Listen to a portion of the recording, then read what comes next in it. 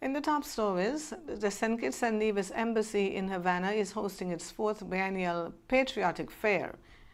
Regionally, Jamaica could begin drilling for oil by 2027, and on the international scene, the U.S. and Iran have confirmed the Strait of Hormuz is now fully open to commercial vessels.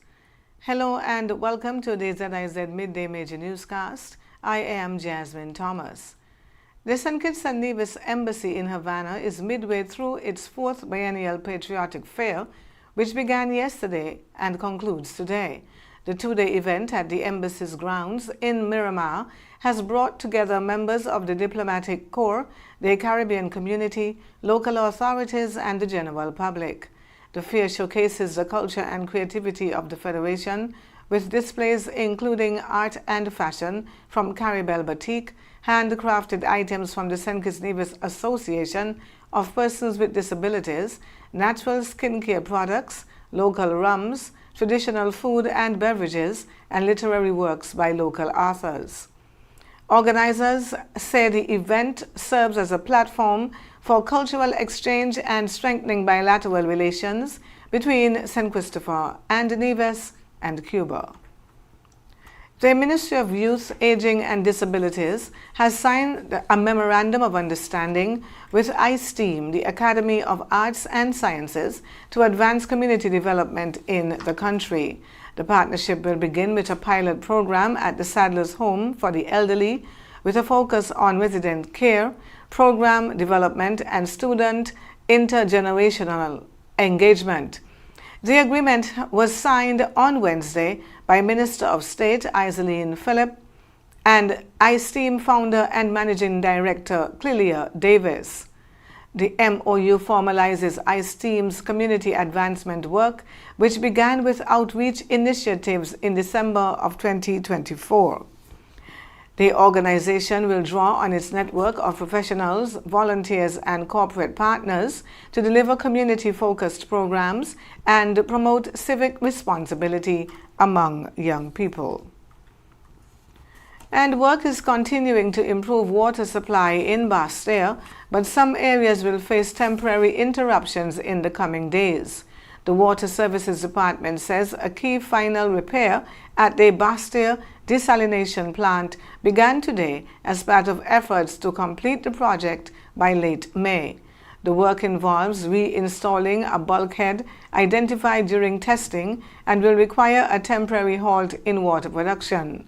As a result, residents in East Bastille, Bird Rock, Frigate Bay, the Southeast Peninsula, and the Connery Gardens can expect intermittent water interruptions, mainly between 9 in the evening and 5 in the morning.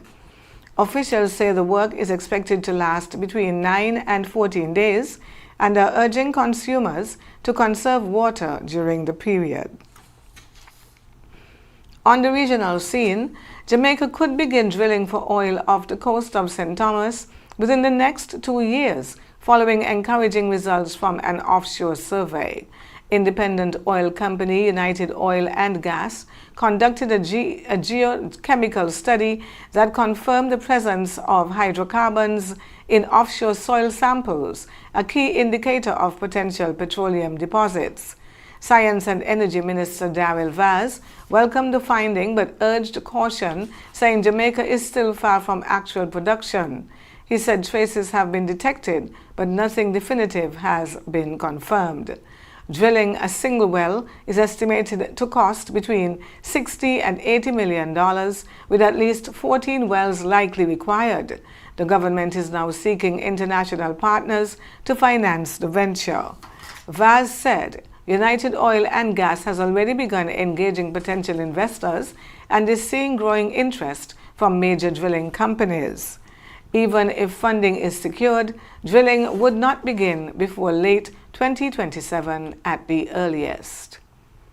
And the Barbados government is moving ahead with an $80 million overhaul of the country's water infrastructure, backed by financing from the Inter-American Development Bank. Prime Minister Mia Mottley says the investment is a direct response to years of inconsistent supply and aging infrastructure. She noted that Barbados is among the 15 most water-scarce countries in the world and that between 40 and 50% of water pumped is currently lost before reaching consumers. Less than 5% of the island's water mains have been replaced to date. The bulk of the funding, $55 million, will go toward replacing those mains. A further $20 million has been allocated to reducing water losses within the system, with the remaining funds directed at institutional strengthening, technical training, and program administration. The program will be disbursed over 5 years and financed from the bank's ordinary capital resources. And now for a look at news on the international scene.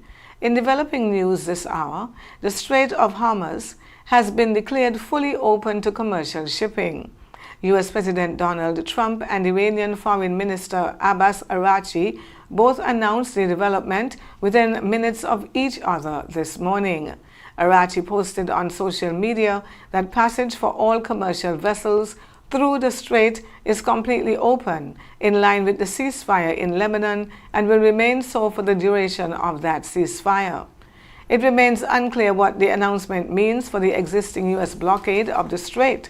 The development comes as a 10-day truce between Israel and Hezbollah appeared to be holding in Lebanon, potentially removing a key obstacle to a broader deal between Iran, the United States, and Israel to end the wider conflict.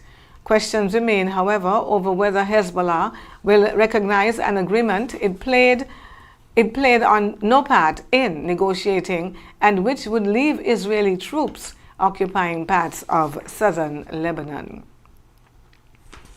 Australia's most decorated living veteran has been released on bail after spending 10 days in custody following his arrest on war crimes charges. Ben Robert Smith, who holds both the Victoria Cross and the Medal of Gallantry for his service in Afghanistan, was charged on April 7 with 5 counts of war crimes murder. The charges relate to the deaths of 5 Afghan civilians in 2009 and 2012. A Sydney court granted bail on Friday after Judge Greg Groggin ruled the 47-year-old had established exceptional circumstances justifying his release. Prosecutors had opposed bail, arguing he posed a flight risk and could interfere with witnesses and evidence. Robert Smith is accused of personally shooting 2 of the victims and of ordering subordinates to kill the remaining 3. The charges follow a military report released in 2020 that found evidence elite Australian troops unlawfully killed 39 Afghan prisoners and civilians. A civil court also found the allegations against Robert Smith were mostly proven in 2023. And now for a look at the weather.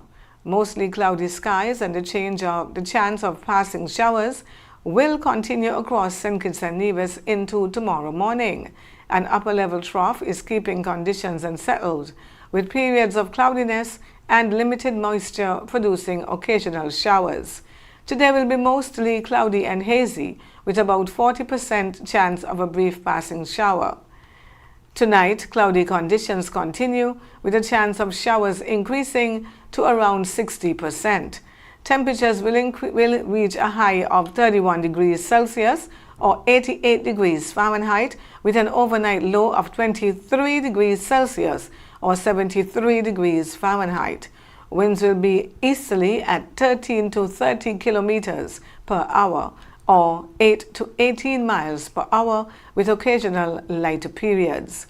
Seas will range between 1.2 and 1.8 meters or 4 to 6 feet. Sunset will be at approximately 6:30, with sunrise tomorrow at around 6 o'clock. That brings us to the end of the Midday Major Newscast. Join us this evening for these stories and more. Thank you for tuning in. I am Jasmine Thomas. God bless you.